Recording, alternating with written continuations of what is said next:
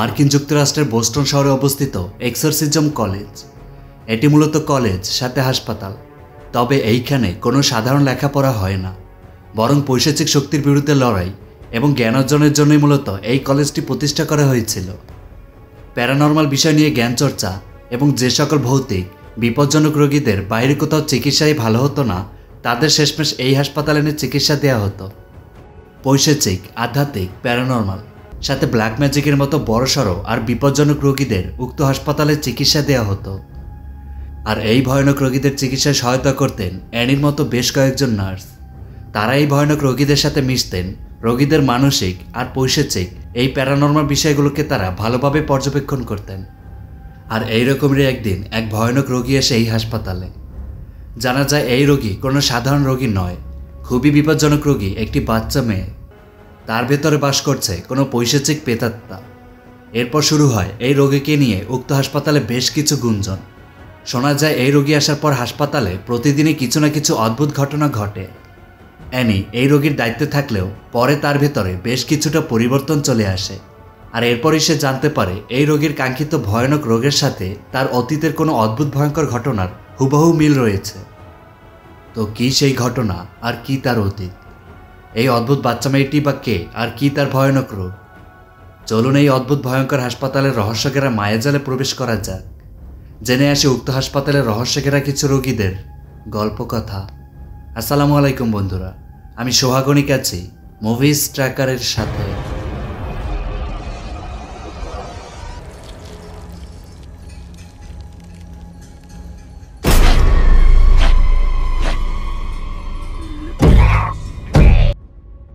ঘটনার শুরু হয় একটি বাচ্চা মেয়েকে দেখিয়ে। এই মেয়েটির নাম অ্যানি। সে তার রুমে বসে কিছু একটা প্রার্থনায় ব্যস্ত। তখনই রুমের দরজায় কেউ নক করে। কথাবার্তায় বোঝা যায় এই মহিলাটি অ্যানির মা। তিনি দরজার বাইরে থেকে অ্যানিকে ডাকছেন। আর এই ডাক শুনে অ্যানি কেমন জানি খুবই ভয় পাচ্ছিল। সে প্রার্থনা করেই যাচ্ছে আর তার মায়ের ডাকে কোনো সাড়া দিচ্ছিল না। তবে একটু পরে তার মায়ের ডাক তীব্র থেকে তীব্রতর হয়ে যায়। মনে হচ্ছিল তিনি কোনোভাবেই স্বাভাবিক নন, আর যার জন্য অ্যানি তাকে খুবই ভয় পাচ্ছিল। দেখা যায় অ্যানির মা একটা পর্যায়ে দরজায় তার মাথা সজোরে আঘাত করছেন আর অ্যানিকে দরজা খোলার জন্য বলছেন। তো এই ঘটনা এখানেই শেষ নয়, সামনে বড়সড় রহস্য রয়েছে। আর এরপর কেটে যায় অনেকগুলো বছর। মার্কিন যুক্তরাষ্ট্রের বোস্টন শহরের একটা এক্সরসিজম কলেজ ও হাসপাতালকে দেখানো হয়। এই কাঙ্ক্ষিত হাসপাতালের সিস্টার অর্থাৎ নার্স অ্যানি, হ্যাঁ সেই ছোট মেয়েটি। তো অ্যানি এখন অনেক বড় হয়ে গেছে। সে হাসপাতালে ডক্টর পিটার্সের সাথে কথা বলছিল। ডক্টর তাকে জানান তার মা ছিলেন একজন অস্বাভাবিক রোগী। অ্যানি তখন বলে সে যখন বুঝতে শুরু করে তখন শুরুতেই তার মায়ের আচরণ ঠিকঠাকই ছিল, কিন্তু কিছুদিন পরে তার মায়ের আচরণ আস্তে আস্তে পরিবর্তন হতে শুরু করে। সে আর ঠিক থাকে না, তার আচরণে অদ্ভুত ভয়ঙ্কর সব পরিবর্তন দেখা যায়। তবে অ্যানি তখন এটা বুঝতে পারে তার মায়ের ভেতর অন্য কিছু একটা ভর করেছে, যেটা তখন অ্যানিকে মেরে ফেলতে চাইছিল। আর বেশ কয়েকবার তার মা তাকে অস্বাভাবিকভাবে আঘাত করত। তো এই কথাগুলো অ্যানি ডক্টরকে বলে। যাই হোক, প্রতিদিনের মতোই অ্যানি হাসপাতালে আসে। তখন সে দেখে বেশ কয়েকজন লোক কলেজের একটা বিশেষ কক্ষের ভিতরে ঢুকছে। আচ্ছা, এই লোকগুলো ছিল এই কলেজের প্রশিক্ষণরত ফাদার। তাদের এক্সরসিজমের ওপর প্রশিক্ষণ দেওয়া হচ্ছে। অর্থাৎ হাসপাতালের কিছু ভয়ঙ্কর কালো জাদু দ্বারা আবৃষ্ট রোগী রয়েছে। ওই সকল রোগীদের এই ফাদারগণ দেখাশোনা করেন। আর এইখানে কোনো সিস্টার যাওয়া একেবারেই নিষেধ। এটা শুধুমাত্র ফাদারদের জন্যই সংরক্ষিত ছিল। সিস্টারদের কাজ অন্য রোগীদের দেখাশোনা করা। তবে অ্যানি কেন জানি ওই সকল ভয়ঙ্কর কালো জাদু রোগীদের এক্সরসিজমের ওপর তার বেশ আগ্রহ ছিল। তো এরপর অ্যানি ক্লাসে চলে আসে। এইখানে তাদের বিভিন্ন মানসিক ও ভৌতিক রোগীদের সম্পর্কে বিশেষ লেকচার দিচ্ছেন ডক্টর পিটার্স। তিনি তখন অ্যানিদের বলেন, আমি এই কলেজে আসার পর এমন কিছু দেখেছি যা আমি ব্যাখ্যা করতে পারি না। এরপর তিনি কিছু আধ্যাত্মিক ব্যাপারে তাদের লেকচার দেন। লেকচার শেষে অ্যানি নার্সের পোশাকে কিছু ঔষধপত্র নিয়ে হাসপাতালে একটা কক্ষে যায়। দেখা যায় রোগীদের এই কক্ষগুলো প্রতিনিয়তই সিসিটিভি ক্যামেরা দ্বারা রেকর্ড করা হচ্ছিল। এই কক্ষে একজন বয়স্ক লোককে দেখা যায়, যিনি এক দৃষ্টিতে একদিকে তাকিয়ে আছেন। অ্যানি এই লোকটিকে কিছু স্যুপ খাওয়ায়। এরপর সে আবার অন্য একটি কক্ষে যায়। এই কক্ষে একটি বাচ্চা মেয়েকে রাখা হয়েছে। সেখানে তখন ডক্টর পিটার্সও ছিলেন। এই বাচ্চা মেয়েটির নাম নাটালি। ডক্টর পিটার্স বলেন এই নাটালির মা বিশ্বাস করেন তার মেয়ে কোনো এক অশুভ শক্তি দ্বারা আবিষ্ট হয়েছে। তাই তাকে প্রাথমিক চিকিৎসা শেষে আজই এইখানে নিয়ে আসা হয়েছে। তবে অ্যানি জানায় নাটালিকে দেখে কোনোভাবেই অস্বাভাবিক বলে মনে হয় না। তো এরপর অ্যানি নাটালের পাশে বসে। তবে নাটালিকে দেখে স্বাভাবিক বলেই মনে হচ্ছে। সে কাগজে পেইন্টিং করছিল। অ্যানি তখন নাটালিকে একটি চকলেট খেতে দেয়। নাটালিও খুশি মনে সেটা খায়। এরপর সে অ্যানিকে বলে, আপনি এইখানে থাকা সকলের চেয়ে ভালো একজন নার্স। এরপর সে নাটালিকে তার ওষুধ খাইয়ে দেয়। তো ওই দিন রাতেরই ঘটনা। অ্যানি তার রুমে বসে তার মায়ের একটি চিরুনি হাতে নিয়ে দেখছিল। ছোটবেলায় এই চিরুনি দিয়েই তার মা অস্বাভাবিকভাবে তার মাথার চুল আঁচড়ে দিত। তখনই তার রুমের জানালা দিয়ে অনেক বাতাস রুমের ভেতর প্রবেশ করছিল। তো অ্যানি তখন রুমের জানালা আটকে দিতে যায়। গ্লাসের জানালা আটকানো মাত্র সে দেখে গ্লাসে তার পেছনে নাটালি দাঁড়িয়ে আছে। তার একটি প্রতিবিম্ব গ্লাসে দেখা যাচ্ছিল। এটা দেখে অ্যানি মারাত্মক ভয় পেয়ে পেছনে তাকায়। তবে পেছনে তখন কেউই ছিল না। অ্যানি কেন জানি খুবই ভয় পেয়ে আছে। সে তখন আস্তে আস্তে দরজার কাছে এসে দেখে দরজার বাইরে কেউ দাঁড়িয়ে রয়েছে। তার ছায়া অ্যানি দেখতে পাচ্ছে। অ্যানি তখন ভয়ে ভয়ে দরজা খোলে, কিন্তু তখন দরজার সামনে কাউকেই দেখা যায় না। অ্যানি দরজা দিয়ে উঁকি দিলে তার ঠিক পেছনের করিডোরে সেই বাচ্চা মেয়েটি অর্থাৎ নাটালিকে দাঁড়িয়ে থাকতে দেখা যায়। তবে অ্যানি পেছনে তাকালে নাটালি তখন আস্তে আস্তে সেখান থেকে সরে যায়। পরের দিন অ্যানি হাসপাতালে করিডোর দিয়ে হাঁটছিল। হঠাৎই তখন অ্যানি শুনতে পায় তার পেছন থেকে কেউ চাপা গলায় তার নাম ধরে ডাকে। অ্যানি পেছনে ফিরে তাকায়, তবে করিডোর ফাঁকা। অ্যানি খুবই ভয় পেয়ে যায়। তখন ওই চাপা কণ্ঠস্বর আবারও শোনা যায়, আর সে বলে, অ্যানি যেতে দাও। অ্যানি তো কিছু বুঝে উঠতে পারছিল না, তবে সে খুবই ভয় পেয়ে আছে। অ্যানি পেছনে ঘুরতেই তার সামনে তখন নাটালিকে দেখে সে খুবই ঘাবড়ে যায়। তবে নাটালির চেহারায় কেমন জানি একটা ভয়ের ছাপ লক্ষ্য করা যায়। নাটালি তখন অ্যানিকে বলে সে তার বসার ঘর পছন্দ করে না। অ্যানি তখন বলে, তুমি কিভাবে রুম থেকে বের হলে? আসলে এই রোগীর কক্ষগুলো ছিল ইলেকট্রিক লক সিস্টেম। নার্স বা ডাক্তারদের অ্যাক্সেস ছাড়া উক্ত রুমগুলোতে ঢোকা বা বের হওয়া সম্ভব নয়। তাই অ্যানি একটু অবাক হয়ে যায়। তো অ্যানি নাটালিকে নিয়ে তার কক্ষে ফিরে যায়। এরপর সে আবার হসপিটালের সিঁড়ি পেয়ে নিচে নামছিল। তখনই আবার সে সেই চাপা কণ্ঠস্বরটি শুনতে পায়, যে কিনা অ্যানিকে তার নাম ধরে ডাকে। অ্যানি আবার থমকে দাঁড়ায়। একটু পরে সেই চাপা কণ্ঠস্বরটি আবার বলে, অ্যানি আমি তোমার সাথে আছি। অ্যানি মারাত্মক ভয় পেয়ে আছে। কি হচ্ছে তার সাথে সে কিছুই বুঝে উঠতে পারছিল না। অ্যানি তখন হসপিটালের একটা কক্ষের দরজা খোলা দেখে সেই দিকে যায়। এইখানে আসলেই সে দেখে এইখানে একটা ক্লাস চলছে। ক্লাস নিচ্ছেন তাদের হসপিটালেরই একজন ফাদার ওসিক কুইন। অ্যানি তখন আস্তে আস্তে উক্ত ক্লাসরুমের একটা জায়গায় গিয়ে বসে পড়ে। এইখানে প্রশিক্ষণরত সবাই ছিলেন ফাদার, মানে ছেলে। দেখা যায় ফাদার কুইন ক্লাসরুমের মনিটরে একজন ভয়ানক মহিলার ভিডিও ফুটেজ ওইখানে থাকা প্রশিক্ষণরত সবাইকে দেখাচ্ছিলেন। তখন তিনি মনিটরে থাকা ওই মহিলাকে দেখিয়ে বলেন তার নাম এলেনা। তার ভেতরে কোনো অস্বাভাবিক শক্তি চূড়ান্ত পর্যায়ে ছিল। তিনি নাকি সবার সাথে অস্বাভাবিক আচরণ করছিলেন, আর এক পর্যায়ে এইভাবে তার মৃত্যু হয়। ফাদার কুইন তখন সবাইকে উদ্দেশ্য করে বলেন, আপনারা যখন এই ধরনের কোনো রোগীর কক্ষে প্রবেশ করবেন বুঝবেন তখন আপনারা একটি যুদ্ধক্ষেত্রে প্রবেশ করেছেন। হয়তো আপনাকে বাধা দিতে শুরু করবে আর ঈশ্বরের বাক্য ভুল ও সন্দেহ সৃষ্টি করে দিবে। তিনি এও বলেন, আপনাদের সবসময় মনে রাখতে হবে যে ঈশ্বরের এই বাক্যই হলো সবচেয়ে শক্তিশালী অস্ত্র। তো ওই দিন ক্লাস শেষ হয়। অ্যানি এই ভয়ানক কালো জাদুর রোগীদের অ্যাক্সেসরিজমের ওপর তার বেশ আগ্রহ ছিল। তাই সে উক্ত হসপিটালের সিনিয়র ফাদার এবং সিস্টারকে জানায় সে এই বিষয়ে অ্যাক্সেসরিজম প্রশিক্ষণ নিতে চায়। তবে সিনিয়র ফাদার তখন জানান শুধুমাত্র পুরুষরাই কেবল এই প্রশিক্ষণে অংশগ্রহণ করতে পারবে। আর অতীতে নাকি এই অ্যাক্সেসরিজম পুরোহিতদের জন্য সংরক্ষিত ছিল। তবে তখন অ্যানি বলে মহিলারা কেউ করেনি, তবে সেই প্রথম যে কিনা এই কাজটি শুরু করতে চায়। কিন্তু সিস্টার তাকে এই দায়িত্ব দিতে রাজি নন। তাই অ্যানি হতাশ হয়ে সেখান থেকে চলে যায়। অ্যানি সেই বয়স্ক লোকটির কক্ষে তার সেবা করছিলেন।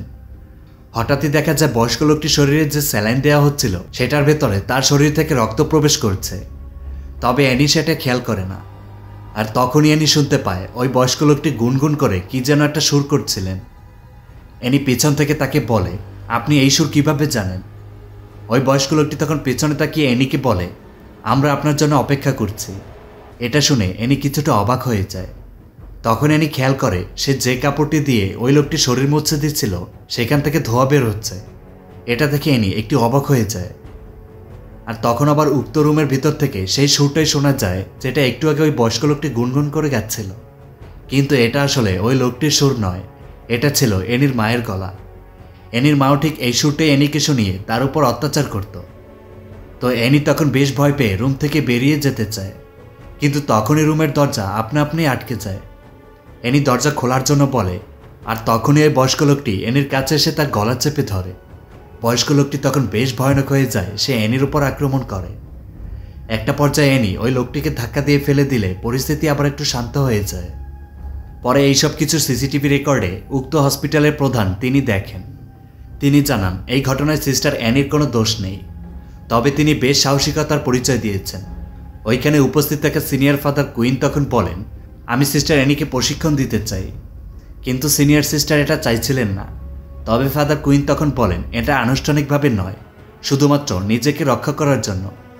আর শেষমেশ হসপিটালের প্রধান তাকে এই দায়িত্ব দিয়ে দেন। তো পরের দিন অ্যানি সকল ফাদারদের সাথে সেও প্রশিক্ষণ ক্লাসে চলে আসে। এইখানে শুধুমাত্র অ্যানি একাই মহিলা ছিল, বাকি সব পুরুষ। কারণ তো আগেই বলেছি, এই প্রশিক্ষণ শুধুমাত্র পুরুষ মানে ফাদারদের জন্য সংরক্ষিত ছিল। একটু পরে ফাদার কুইন ক্লাসরুমে আসেন। তিনি এসে সবাইকে জানান সিস্টার অ্যানি একজন পর্যবেক্ষক হিসাবে পুরো সেমিস্টার তাদের সাথে থাকবেন। যাই হোক, তখন ফাদার কুইন সবাইকে বলেন, আমাদের আরও অনেক বেশি সক্রিয় শিক্ষার প্রয়োজন, তাই চলুন এখন আমরা সবাই শিক্ষা নিতে নরকের গর্তে নেমে পড়ি। এটা বলে তিনি সবাইকে নিয়ে উক্ত হসপিটালের নিচে নামেন। এরপর ফাদার একটা দরজার সামনে এসে তার আইডি কার্ড দিয়ে দরজা খোলেন। এই জায়গাটা ছিল রেস্ট্রিক্টেড, কারণ এইখানে ভয়ানক সকল রোগীদের রাখা হয়েছে। তো ফাদার সবাইকে নিয়ে উক্ত জায়গা দিয়ে হসপিটালের আন্ডারগ্রাউন্ডে পৌঁছে যান। এটা ছিল হসপিটালের বেসমেন্ট, আর এইখানে দেয়ালে কিছু আধ্যাত্মিক সাথে সৃষ্টিকর্তার নামেও অনেক কথাবার্তা লেখা ছিল, যেটা থেকে অ্যানি খুবই ঘাবড়ে যায়। তো তারা এখানে আসা মাত্রই ফাদার কুইন জানান কিছুক্ষণ আগেই তাদের সাধারণ বিভাগ থেকে একজন রোগী এই বিভাগে নিয়ে আসা হয়েছে। কারণ হলো এই রোগীটি নাকি অস্বাভাবিক ভয়ানক আচরণ করতে শুরু করেছে। তো অ্যানিরা এইখানে একটা গ্লাস দেওয়া কক্ষের সামনে এসে দাঁড়ায়। দেখা যায় ভেতরে একটা বাচ্চা মেয়ে বসে আছে, সে কিছু একটা করছে। জানা যায় এই মেয়েটির নাম নাটালি। এটা শুনে তো অ্যানি একদমই অবাক হয়ে যায়, কারণ নাটালিকে দেখে তো স্বাভাবিক মনে হচ্ছিল। ফাদার তখন বলেন মেয়েটির চিকিৎসার জন্য তাদের দ্রুত কাজ করতে হবে, তাই তার দুজন স্বেচ্ছাসেবক দরকার। এটা শুনেই অ্যানি সাথে সাথে হাত তোলে, কিন্তু ফাদার অ্যানিকে নিতে রাজি হয় না। তখন দান্তে নামের এই ছেলেটি রাজি হয়, আর তাকে সাহায্য করতে রাজি হয় রেমন্ড। তো তারা দুজন এখন নাটালির কক্ষে প্রবেশ করবে। তাই ফাদার কুইন তাদের অনেক কিছু বলেন। তিনি বলেন শয়তান আপনার চেতনার অন্ধকার প্রকোষ্ঠে তার আলো ছড়াবে, তাই তারা যেন একদমই ভয় না পেয়ে সৃষ্টিকর্তাকে সর্বদাই স্মরণ করে। তো এরপর তারা দুইজন দরজা খুলে নাটালির কক্ষে প্রবেশ করে। নাটালি তখনও ড্রয়িং করায় ব্যস্ত। ফাদার তখন তাদের আবারও হুঁশিয়ারি করে দিয়ে বলেন মেয়েটি শিকারের মতোই রাক্ষস, সুতরাং সাবধান। তো দান্তে আর রেমন্ড ভেতর ঢুকেই তাদের পবিত্র ক্রস চিহ্নটি নাটালির দিকে এগিয়ে ধরে, সাথে তাদের পবিত্র বাইবেল পাঠ শুরু করে। আর তখনই নাটালি ভয়ানক রূপে পেছনে ফিরে তাকায়। নাটালিকে দেখে রেমন্ডরা বেশ ভয় পেয়ে যায়, আর বাইরে দাঁড়িয়ে এনিরা সবাই এইসব দেখে তারাও বেশ ভয় পেয়ে যায়। রেমন্ড আর দান্তে ধর্মগ্রন্থ পাঠ করে আস্তে আস্তে নাটালির দিকে এগিয়ে যাচ্ছিল। তবে নাটালি তখন তার দুই হাত কানের ভেতর ঢুকিয়ে দেয় আর সুরে সুরে বলে, আমি তোমাকে শুনতে পাচ্ছি না। তখনই নাটালি তার ভয়ানক রূপ দেখাতে শুরু করে, তার চোখ উল্টে যায়। আর তখনই ঘটে এক ভয়ানক ঘটনা, আঙ্গুল দুটো পুরোপুরি তার কানের ভেতর ঢুকিয়ে দেয়। দান্তে তার হাতে থাকা ক্রসটি এগিয়ে দিলে নাটালি দ্রুত পেছনে সরে যায়। এরপর সে পেছনে ঘুরে কক্ষের দেয়াল বেয়ে সিলিংয়ের উপর উঠে যায়। এটা দেখে সবাই বেশ ভয়ে একদমই নাজেহাল অবস্থা। নাটালি ভয়ানক রূপ নিতে শুরু করে, সাথে ভয়ানক শব্দ করছিল।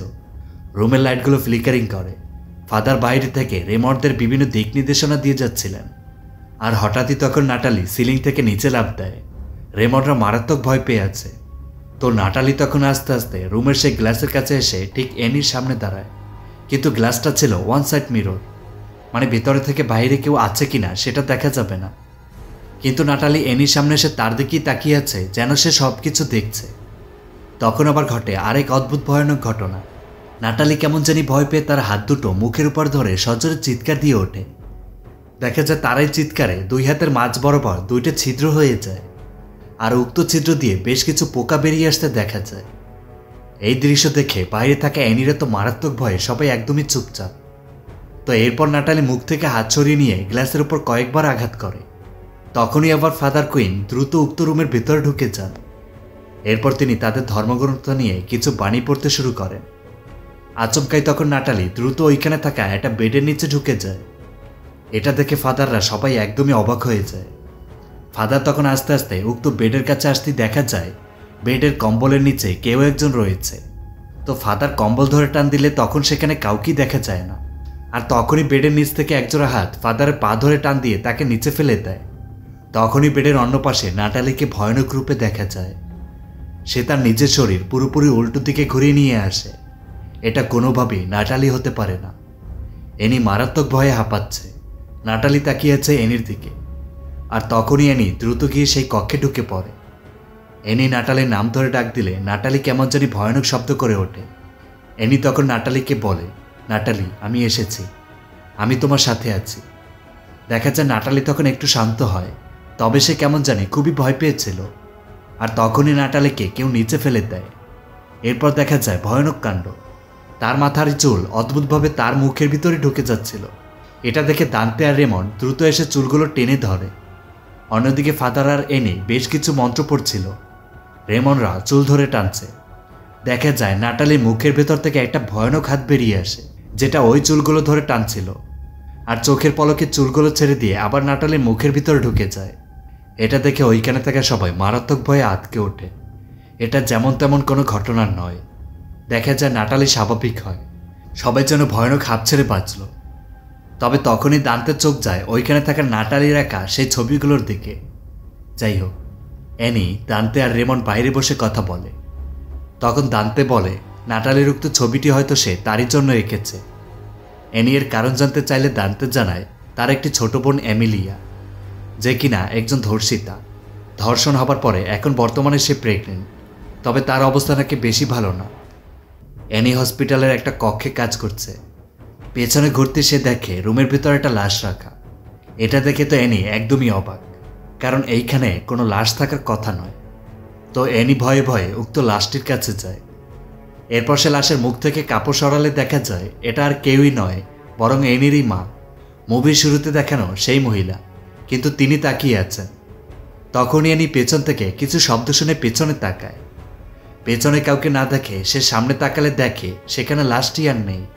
কয়েক সেকেন্ডই এই লাশটি উধাও। অ্যানি তখন মারাত্মক ভয় পেয়ে যায়।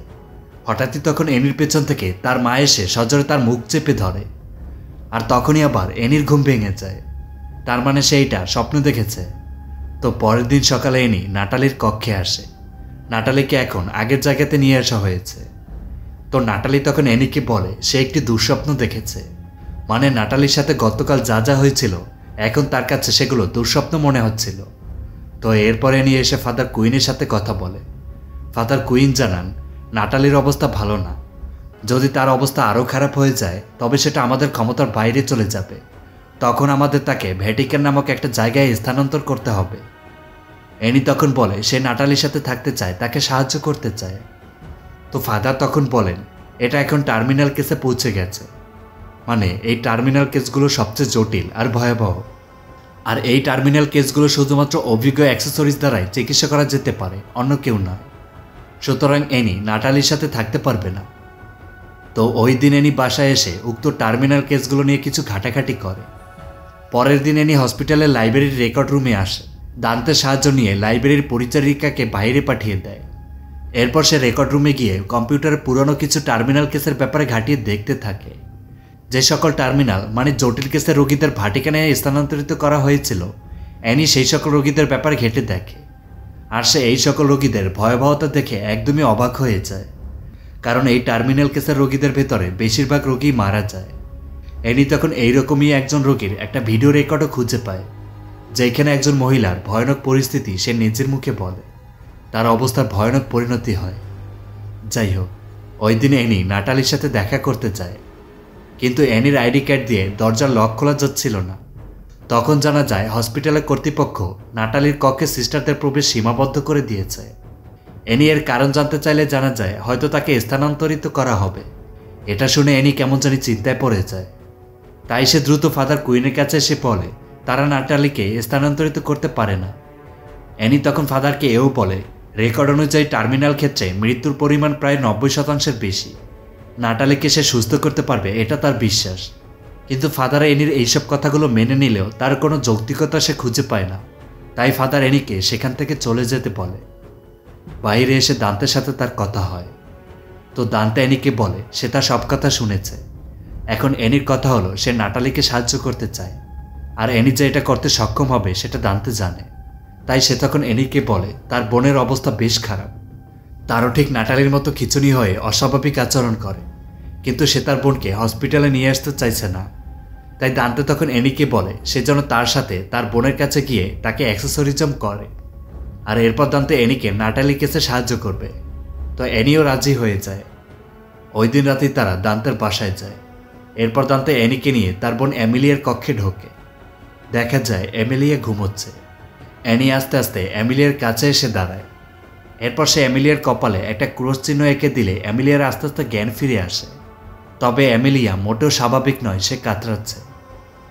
একটু পরেই এমিলিয়া হঠাৎ করে অ্যানির দিকে তাকায় আর বলে এটা বন্ধ হবে না। তখনই দান্তে তাদের ধর্মগ্রন্থ পাঠ করতে শুরু করে। আর দেখা যায় এমিলিয়া অদ্ভুতভাবে অ্যানির দিকে তাকিয়ে হাসে। হঠাৎই তখন কক্ষের মোমবাতিগুলো নিভে যায়। এমিলিয়ার শরীর অদ্ভুতভাবে বেঁকে যায়, সে আর ঠিক থাকতে পারে না, পরিস্থিতি ভয়ানক।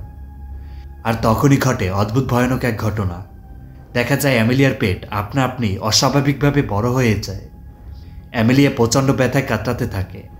এটা দেখে অ্যানিরা মারাত্মক ভয় পেয়ে যায়। এমিলিয়ার পেটের ভিতর থেকে অদ্ভুতভাবে ফুলে ফুলে উঠতে দেখা যায়। এমিলিয়া যেন এইরূপ ব্যথা আর সহ্য করতে পারছিল না। দেখা যায় পেটের ভিতর থেকে কয়েকটা হাত পা একসাথে নাড়াচাড়া করছে। অবস্থা খুবই মারাত্মক। অ্যানি এমিলিয়ার কানের কাছে মুখ নিয়ে কিছু একটা বলে, আর তখনই দেখা যায় এমিলিয়ার পেট আস্তে আস্তে আবার স্বাভাবিক হতে শুরু করে। কক্ষের মোমবাতিগুলো আবার আপনা আপনি জ্বলে ওঠে। এমিলিয়া অ্যানিকে জড়িয়ে ধরে কান্না করে। অ্যানি জানায় এটা শেষ হয়েছে, তুমি এখন স্বাধীন, তুমি নিজেকে মুক্ত করতে পেরেছ।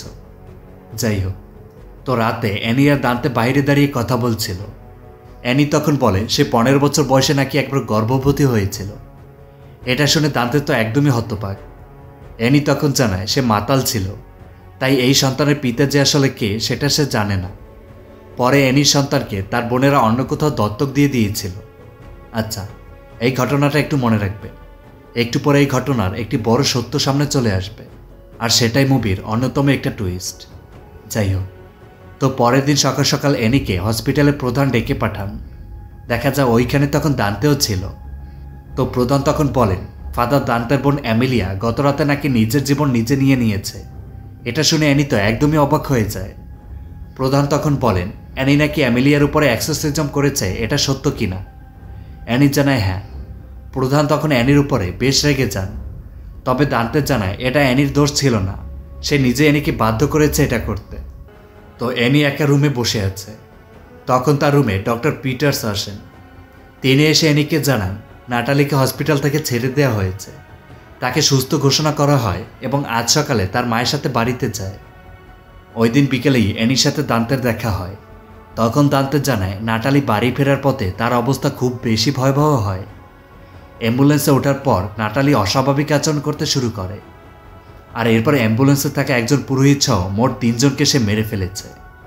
আর যখন অ্যাম্বুলেন্স হসপিটালের সামনে এসে দাঁড়ায় তখন তারা নাটালিকে এমন অবস্থায় দেখতে পায়। এরপর নাটালিকে তারা তাদের একটা পুরনো কারাগারে বন্দি করে রাখে। দান্তে তখন অ্যানিকে একটা পবিত্র ক্রস চিহ্নিত মালা দিয়ে বলে এটা তাকে নাটালি দিয়েছে। অ্যানি তখন উক্ত পবিত্র মালাটি হাতে নিয়ে কি যেন ভাবে। এরপর সে দান্তেকে জানায় যখন তার নবজাতক সন্তানকে দত্তক দেওয়া হয়েছিল এই মালা সে তার সন্তানের হাতে দিয়েছিল। অ্যানি তখন দান্তেকে বলে এই নাটালিই হলো তার নিজের সন্তান যাকে সে দত্তক দিয়েছিল, আর এখন সে তার সন্তানকে কষ্ট পেতে দিতে পারে না। তাই ওই দিন রাতে অ্যানি দান্তের সাহায্য নিয়ে হসপিটালে সে রিস্ট্রাক্টেড জোনে যায়। এরপর তারা নেমে পড়ে হসপিটালের আন্ডারগ্রাউন্ডে। এইখানে অনেক পুরাতন একটা জায়গা ছিল যেটা কারাগার হিসেবে ব্যবহার করা হতো, আর এইখানেই নাটালিকে বন্দি করে রাখা হয়েছে। তো দান্তারা ওইখানে এসে দেখে রেমন্ড সহ আরও একজন ফাদার আগে থেকে এইখানে ছিল। নাটালিকে দেখা যায়, তাকে কারাগারে বন্দি করে রাখা হয়েছে। নাটালি তখন অ্যানিকে বলে আপনি আমার আমন্ত্রণ পেয়েছেন। অ্যানি তখন বলে নাটালি বাকিদের যেতে দাও। নাটালি তখন ধীরে ধীরে অ্যানির দিকে তাকায়। এরপর সে হাত দিয়ে ইশারা করলে ওইখানে থাকা সকল লাইটগুলো বন্ধ হয়ে যায়। এতে করে ওইখানে থাকা সবাই বেশ ভয় পেয়ে যায়। অন্ধকারের ভেতর থেকে গুনগুন করে গানের শব্দ ভেসে আসে। তখনই একজন ফাদারকে হাওয়ায় ভাসিয়ে ফেলে দেওয়া হয়। ফাদার রেমন্ডকে কেউ অন্ধকারের ভেতর টেনে নিয়ে যায়। দান্তে আর নাটালি রেমন্ডকে খুঁজতে খুঁজতে ওই অন্ধকার দিয়ে কিছুটা সামনে এগোতেই দেখে রেমন্ড একটা জায়গায় নিচে পড়ে আছে। তবে সে আর বেঁচে নেই, সে মারা গেছে। অ্যানি আর দান্তে ওই অন্ধকার কক্ষের ভেতর দিয়ে আরও কিছুটা সামনে এগোয়। একটা জায়গায় এসে দেখে নাটালি একটা জায়গায় এইভাবে দাঁড়িয়ে আছে। নাটালি তখন অ্যানিকে বলে, কেন তুমি আমাকে ছেড়ে গেলে মা? আমি তোমাকে ছাড়া ভয় পেয়েছিলাম, একাকী ছিলাম। অ্যানি তখন বলে, আমি জানি তুমি নাটালি নাও অন্য কিছু। নাটালি তখন সামনে আসলে দেখা যায় তার মুখের অবস্থা আরও ভয়ানক হয়ে গেছে। তোমার মা তোমাকে বাঁচানোর জন্য নিজের জীবন উৎসর্গ করেছে, কিন্তু তুমি তোমার সন্তানকে ফেলে দিয়েছ। নাটালি তখন দৌড়ে অ্যানিকে জড়িয়ে ধরে। আর তখনই তাদের ভেতর কি যেন হয়, দুজনেই অচেতন হয়ে নিচে পড়ে যায়। দেখা যায় তখন আবার নাটালি ঠিক হয়ে যায়, কিন্তু অ্যানি আর ঠিক থাকে না। নাটালির ভেতরে যে অশুভ শক্তি ছিল সেটা ইতিমধ্যে অ্যানির শরীরে প্রবেশ করেছে। তো অ্যানি তখন ভয়ানক হয়ে ওঠে, তার পুরো শরীর বেঁকে যায়। এরপর অ্যানিকে হাওয়ায় ভাসিয়ে তোলা হয়। ফাদার দান্তে নাটালিকে নিয়ে একটা কক্ষের ভেতরে লুকিয়ে রাখে, কিন্তু পরক্ষণেই সে দেখে উক্ত কক্ষের ভেতর অ্যানি অস্বাভাবিকভাবে দাঁড়িয়ে আছে। তাকে দেখতে খুবই ভয়ানক। সে তখন ফাদার দান্তকেও অশুভ শক্তি বলে মারধর করে। এইদিকে নাটালি লুকিয়ে আছে। হঠাৎই পেছন থেকে অ্যানি এসে নাটালিকে ধরে ফেলে। পাশেই পবিত্র পানির কূপের ভেতর নাটালিকে ফেলে দিতে যায়। আর তখনই ভয়ানক অ্যানির কি যেন হয়। তার মনে পড়ে তার মা যেন তাকে ডাকছেন আর বলছেন, অ্যানি আমি তোমার সাথে আছি। তো ভয়ানক অ্যানি তখন নিজেই নিজের মনের বিরুদ্ধে লড়াই করে। আর এই অশুভ শক্তিকে দমন করার একমাত্র উপায় হলো নিজের মনকে স্থির করা, যেটা সে করতে পারছে। তখন সে নাটালিকে ছেড়ে দেয়, কিন্তু ওই অশুভ শক্তি যেন তাকে ছাড়তেই চাইছিল না। ফাদার দান্তে তখন উঠে মন্ত্র পড়তে শুরু করে, সাথে দরজা তালা খুলতে চেষ্টা করে। ভয়ানক অ্যানি তখন নিজেকে ওইখানে থাকা পবিত্র পানির ভিতরে ফেলে দেয়। আর এর ফলে তার ভেতরে থাকা অশুভ আত্মা বেরিয়ে যায়। দান্তে এসে অ্যানিকে অচেতন অবস্থায় উক্ত পানি থেকে তুলে নেয়। দেখা যায় অ্যানি বেঁচে আছে, সে এখন মুক্ত। সাথে নাটালিও পুরোপুরি ঠিক হয়ে গেছে। কিছুদিন পরে নাটালি তার পূর্বের বাড়িতেই ফিরে যায়, যারা তাকে দত্তক নিয়েছিল। আর এরও কিছুদিন বাদে অ্যানির এই কাজের জন্য তাকে সম্মাননা দেয়া হয়। আর তখন তাকে ভ্যাটিকান গবেষণায় স্থানান্তরের জন্য বলা হয়। এরও কিছুদিন বাদে অ্যানি ভ্যাটিকানে চলে আসে। দেখা যায় অ্যানি গাড়িতে বসে আছে। গাড়ি এসে মানুষের ভিড়ের মাঝে একটা জায়গায় দাঁড়ায়। তো অ্যানি তখন রাস্তার দূরে লক্ষ্য করে একজন বয়স্ক মহিলা এক দৃষ্টিতে তার দিকে তাকিয়ে আছে। তো অ্যানি কিছুই বুঝে উঠতে পারছিল না। গাড়ির ড্রাইভার তখন অ্যানির নাম ধরে ডাকে, তবে সেও স্থির হয়ে রয়েছে। অ্যানি গাড়ি থেকে নামতে গেলে গাড়ির দরজা লক হয়ে যায়। তখনই দরজার সামনে সেই দূরের বয়স্ক মহিলাকে অস্বাভাবিকভাবে গাড়ির কাছে দাঁড়িয়ে থাকতে দেখা যায়। অ্যানি তো মারাত্মক ভয় পেয়ে যায়। ড্রাইভারের দিকে তাকালে দেখা যায় সেও অস্বাভাবিক হয়ে অ্যানির দিকে তাকিয়ে আছে। অ্যানি ব্যাগ থেকে ক্রস চিহ্নটি বের করে ড্রাইভারের দিকে ধরে। ড্রাইভার তখন অ্যানির উপর ঝাঁপিয়ে পড়ে। আর এর মধ্যে দিয়ে শেষ হয় আজকের মুভিটি। মানে এই অশুভ শক্তি এখনও শেষ হয়নি। মুভিটি কেমন লাগলো আপনাদের কাছে কমেন্টে জানিয়ে দেন। তারপর বছর তো শেষ, নতুন বছর কে কীভাবে শুরু করলেন জানিয়ে দিন কমেন্টে। আর সবাইকে নতুন বছরের অবিরাম ভালোবাসা। ভালো থাকবেন সবাই। আজ এই পর্যন্তই। আল্লাহ হাফেজ।